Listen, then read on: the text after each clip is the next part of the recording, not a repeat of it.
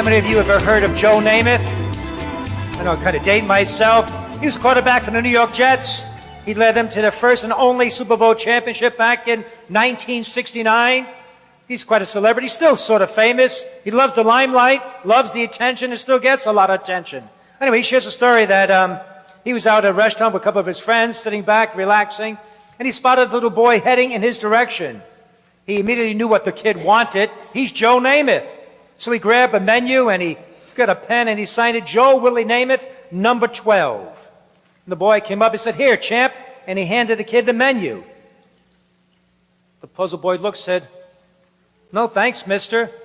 I already got a menu. Can I borrow your ketchup?" So he who exalts himself shall be humbled. Is that what the whole lesson of this gospel is? Not to be proud? Perhaps there's some truth to that, but let's get the setting straight here, what we're dealing with. We have a Pharisee and a tax collector. The Pharisee is sort of a high-class Jew, religious Jew, very pious, on the upper class. And, well, they knew they were special. They knew they were holy, so they sort of avoided certain people. They shunned people. They felt unclean and wouldn't come in contact with them. So who did they shun? Donkey drivers, shepherds, shopkeepers, physicians, butchers, camel drivers. They wouldn't come in contact with them. And then others they thought was against their aesthetic sensibilities.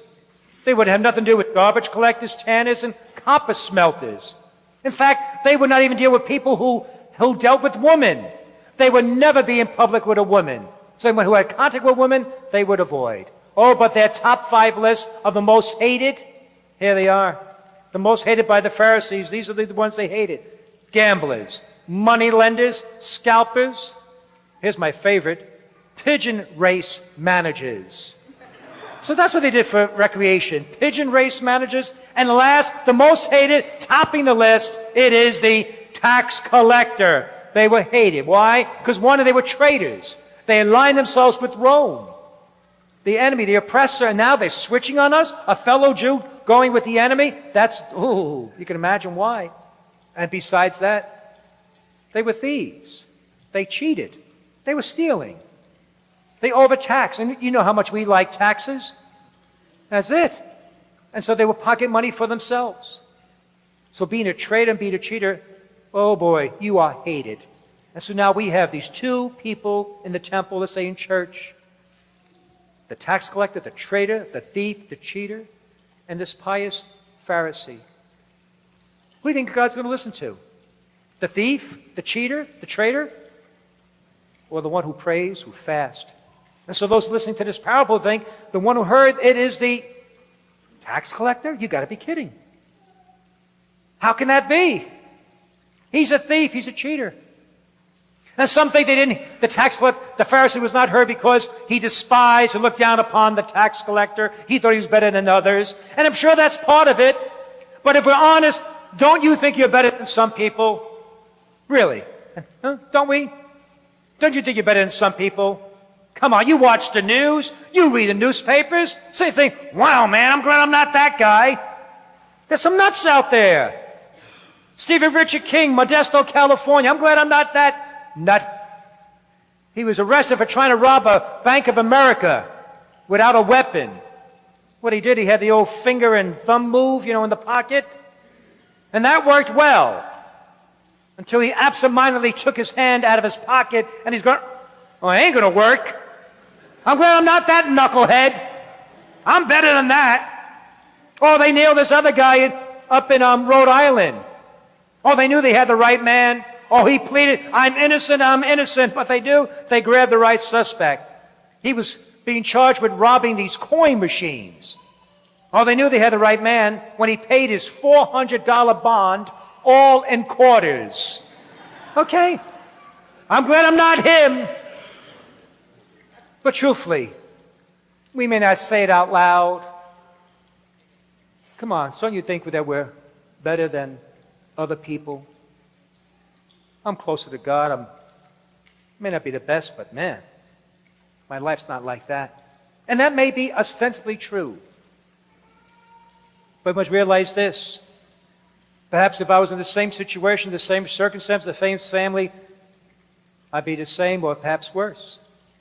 You say, well, maybe I am in that same situation. Look how good I turned out. Then that's by God's grace. It's by the grace of God. And so we cannot take credit for ourselves, but therefore we thank the Lord for His grace in our life. So what's the problem then, really, to me, the core of the problem between the tax collector and the Pharisee? Why the tax collector is heard, not the Pharisee? I think it's this. The Pharisee doesn't need God. That's right. He's not asking for help. Look how good I am. I really don't need you. I'm doing just fine by myself. Look how good I am. In fact, you need me. I pray, I tithe. I'm not like those guys.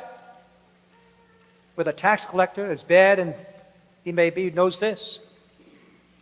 I need you. God, I need you in my life.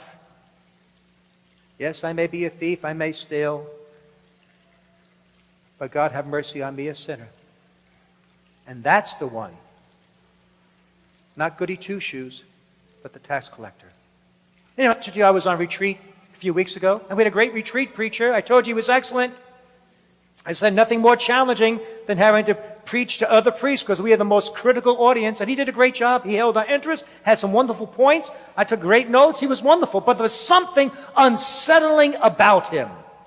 As much as I, appreciated what he was saying and enjoyed him, there's something not quite right. Maybe it's my own insecurity. But what it was this, he was too good. He's too good.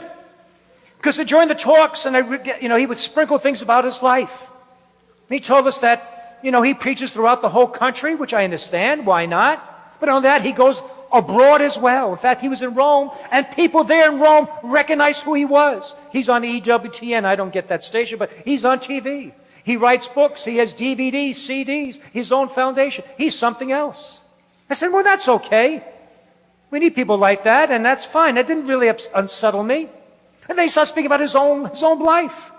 He tells us how he prays, how he reads scriptures every day in prayer. He said once a month he goes to this retreat house and he fasts, not eating. I said, wow. He always had his collar on, even among us priests. We're, dressed relaxed, but he has his collar on, and he always travels with his collar. And he's always meeting people, touching and blessing people. I said, wow. Even before that, he's at a parish which was dying in the inner city. They were going to close it. But they sent him. He saved the parish. In fact, he had a $2 million renovation. It's a wonderful parish. In fact, his parish is the only parish, he told us, in the whole diocese that has an adoration chapel, thanks to him. I said, wow. You're wonderful. And before this, his own parish had the largest youth group in all the diocese. He worked at an all-boys high school back in his younger days, 700 boys. And he's told us this, the busiest day in the year for him is Father's Day. The phone doesn't stop ringing. Now, you probably can't get your own kids to call, but he got these kids. That's amazing. In fact, I thought he almost did something wrong. He told us that once in the retreat, some kids swore at him. So he said he ran back and he, bang, hit the kid, knocked the kid down. I said, whoa, if I did, I'd get arrested. This guy's John Wayne. He sounded good even doing that. In fact, the kid's parents thanked him and said they should hit him again. That would not happen to me. No matter who does, it's fantastic. And his rectory. He must have a wonderful rectory because he says each year right before Christmas, he throws the biggest party. He invites all the priests in the diocese and the bishop. Imagine what the size of that house must be to have all the priests and the bishop. You may not know this, but some priests actually have some alcohol in their house. A little cabinet, right? A little drink or two, right? He told us he has the best bar in the diocese.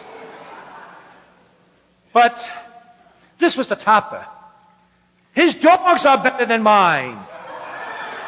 I have these two little puny little dachshunds. He says, I have these nice two big massive Rottweilers.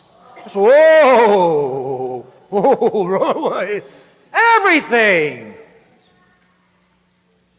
And so I know this priest there said he's good, but you know what? I want to hear one talk. I wish he could have come up and said, I messed up. I failed miserably. That's what I wanted to hear. Give me something to hang on to you, buddy. Because I may admire you, but there's a disconnect. I can't connect to that.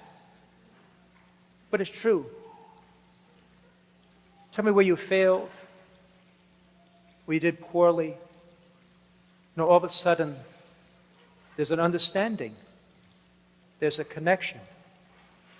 You're one of us. And so it is, I think, with God. See how good I am? Then there's no connection.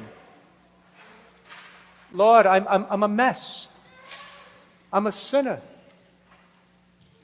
Have mercy on me. And all of a sudden the heart of God goes out.